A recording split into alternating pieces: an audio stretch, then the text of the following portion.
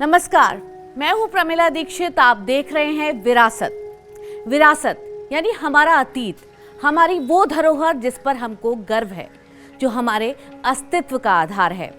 हमारी सीरीज विरासत में हम आपको लेकर चलेंगे भारत के उन तमाम मंदिरों में जो सनातन की प्रेरणा हैं, हमारी आस्था का केंद्र हैं, लेकिन बहुत वक्त तक उन पर ध्यान नहीं दिया गया और अब एक नई ऊर्जा के साथ उनका पुनर्उद्धार हो रहा है।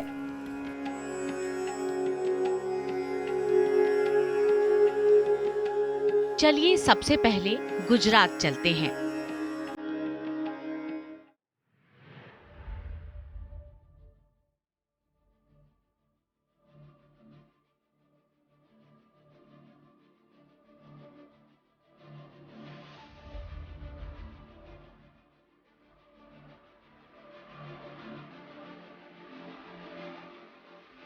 कि सदियां बदलती, युग बदलते हैं, लेकिन आस्था का शिखर शाश्वत रहता है।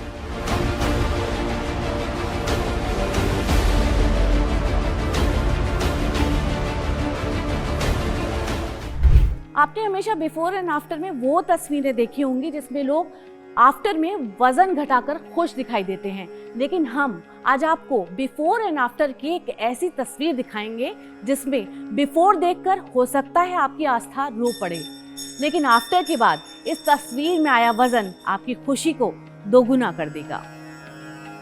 ये गुजरात का शीर्ष है शक्ति का स्तंभ, कालिका माता का मंदिर, जो पिछली कई शताब्दियों से एक ध्वजा फहराने से भी वंचित था।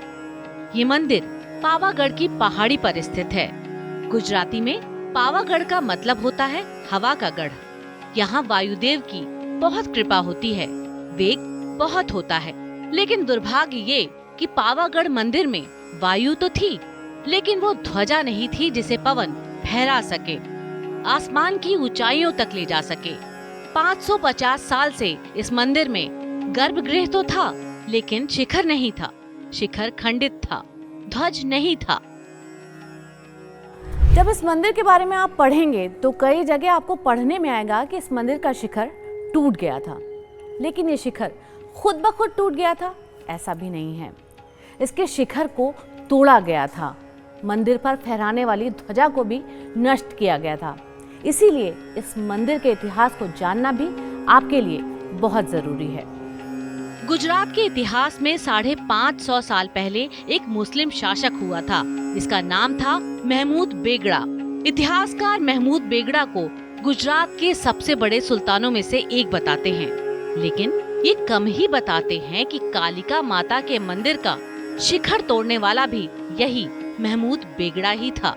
जब पावागढ़ के आसपास के क्षेत्र में महमूद बेगड़ा ने आक्रमण किया तो उसी आक्रमण में कालिका माता के मंदिर का शिखर भी तोड़ दिया गया।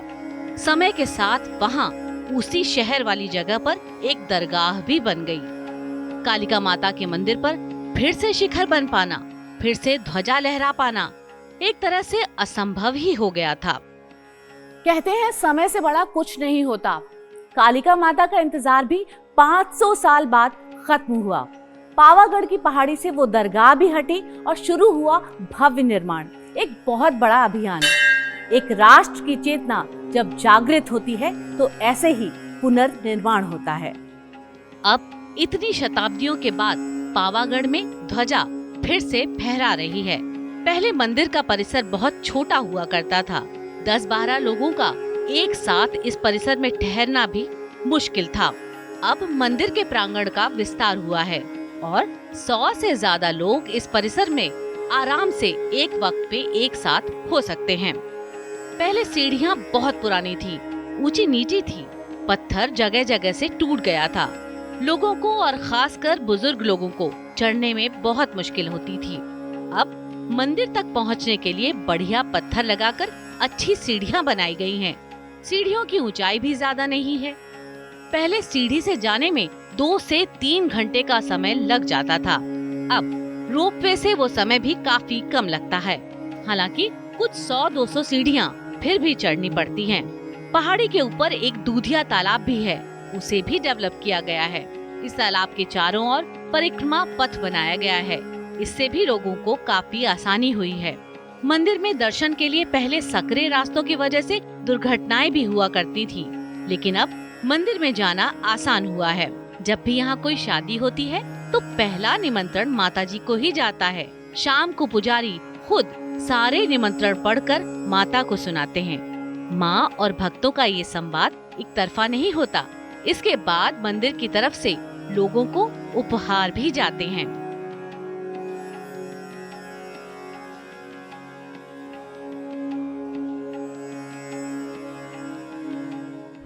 ये हमारे देश की सहिष्णुता है, ये हमारे देश का सौहार्द है कि शक्तिपीठ के शिखर ने 5 शताब्दियों तक ध्वजा का इंतजार किया। यही वो विरासत है जो हर हिंदुस्तानी को जाननी जरूरी है, नई पीढ़ी को जाननी जरूरी है।